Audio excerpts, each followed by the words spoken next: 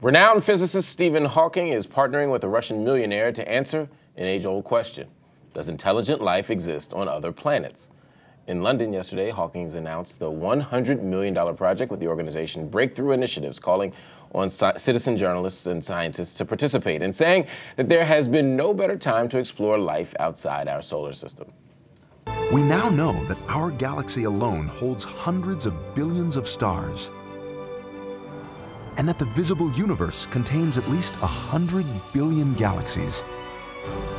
In the last 6 years, we have discovered nearly 2,000 planets beyond our solar system.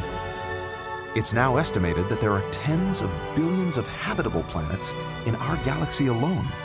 Are there any on which matter and energy have become alive or aware? What does this new search for extraterrestrial life look like, and what will it mean if we're not alone in this universe? Joining me to answer that question is David McMahon, Breakthrough Team Engineer at the University of Cal Berkeley. Mike Wall is a senior writer for Space.com. Seth Shostak is Senior Astronomer and Research Director of the Center for the Search for Extraterrestrial Intelligence, or SETI as it's called. And Dan Wertheimer is Chief Scientist for SETI at home, and of course, part of the Breakthrough team. Thank you all for being here on what's a very fascinating conversation. I must admit, I was struck by this. Stephen Hawking announced the venture on Monday.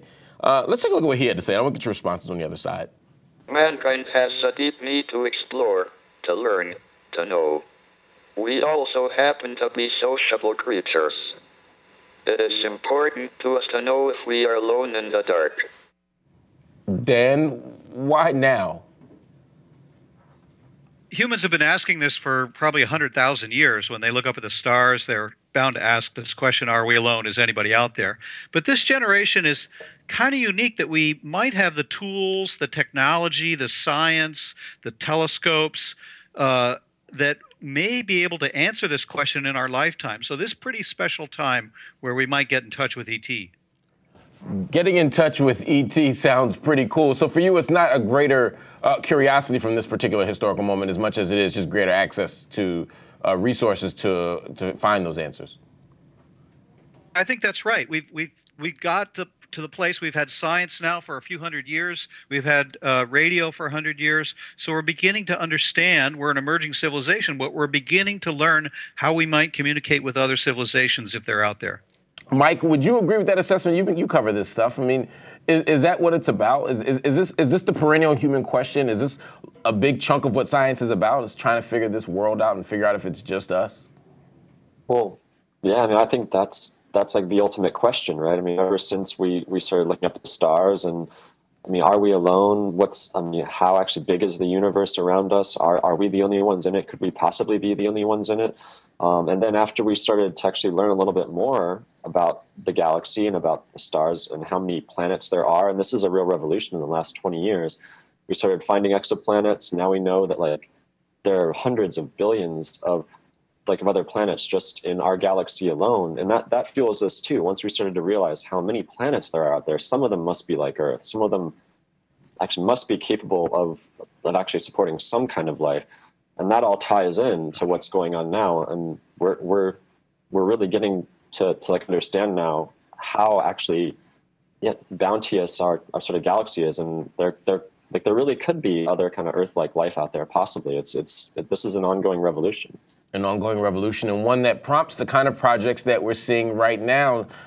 Dan, tell me about this one. $100 million bucks? It's a lot of money being put into something. Yeah, it's a pretty staggering amount. It's going to be way more spectacular than anything we or anybody else has done on the planet. Part of it is the money, but part of it is that the technology is changing so fast. So things that we did 10 years ago, we can do things that are 1,000 times better than we did 10 years ago. The capabilities are doubling every year.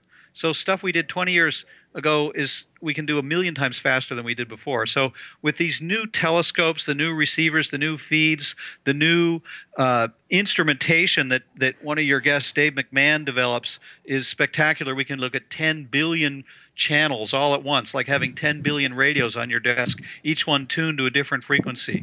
So there's been a lot of progress. We're going to have dedicated telescope time to look at 100,000 stars, thousands of galaxies, cover the whole galactic plane. So there's a lot we can do that we've never been able to do before. Wow, David, a lot we'll be able to do, and the use of citizen scientists is central to this project as well. It's a lot of money, but it's also a very sort of inclusive scientific process. It sort of stands in sharp contrast to, I don't know, even like the 18th or 19th centuries where, you know, when scientists kind of displace secular priests and scientists are like these geniuses and they're the ones who we look to for all the answers, and they were on high. And then we get into the 20th century and scientists became a little more normal to us, but they were still people different than us. Now I'm hearing citizen scientists and I'm like, hey, that could be me.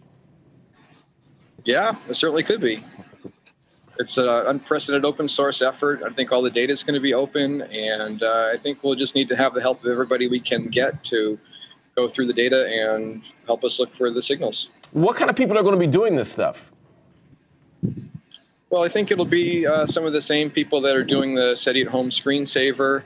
I think the news that we're getting today and recently will probably inspire other people to join up and dedicate their spare computer time to this effort.